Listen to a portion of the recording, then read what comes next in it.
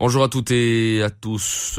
Parallèlement à la vaccination des catégories ciblées actuellement, c'est-à-dire les personnes priorisées, la campagne nationale de vaccination sera élargie à partir de mercredi prochain à la tranche d'âge entre 60 et 64 ans et aux personnes atteintes des maladies chroniques. L'annonce a été faite hier dimanche par le ministère de la Santé. À cet effet, le ministère de la Santé invite à nouveau tous les citoyens appartenant aux catégories ciblées à poursuivre leur adhésion à ce chantier national d'envergure en vue d'atteindre l'immunité collective.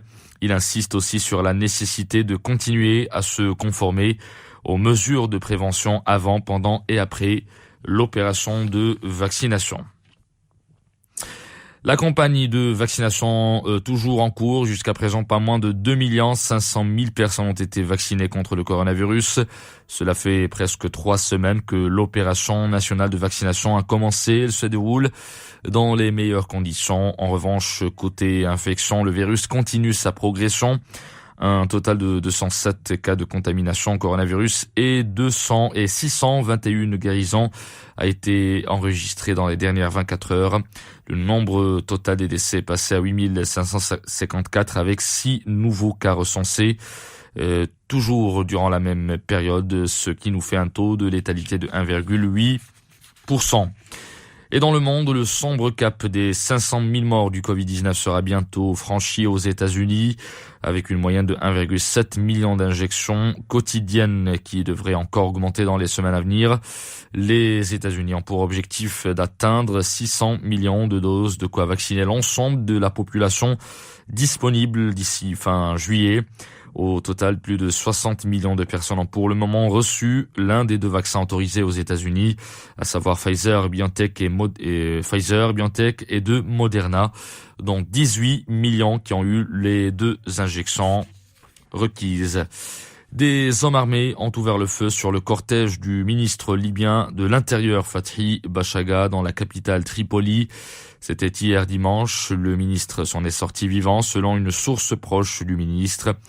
Les assaillants ont lourdement tiré sur le convoi de Fathi Bashagha alors qu'il traversait l'ouest de Tripoli après avoir visité la compagnie pétrolière, la National Oil Corporation, et le siège des forces de l'ordre du ministère. La garde rapprochée du ministre a riposté. Un des assaillants a été tué, les 2 autres ont été arrêtés.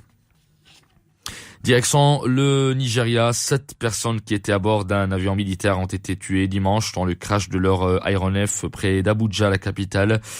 L'appareil qui devait se rendre à Minna, la capitale de l'État du Niger, s'est écrasé alors qu'il rentrait vers l'aéroport de la capitale nigérienne. C'est ce qu'a confirmé, après avoir constaté une défaillance moteur, c'est ce qu'a confirmé le porte-parole de l'armée de l'air dans un communiqué. Néanmoins, une enquête a été ouverte pour déterminer les circonstances de l'accident selon la même source.